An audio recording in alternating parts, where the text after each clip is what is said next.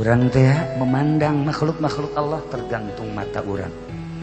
Begitu tergantung mata urang, tergantung kolbu urang. Ketika urang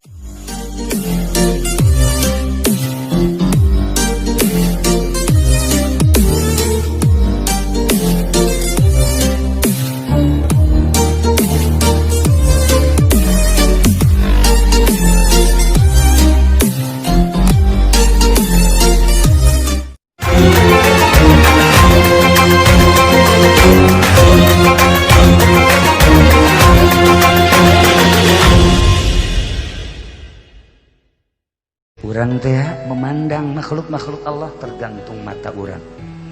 Begitu tergantung mata urang, tergantung kolbu urang.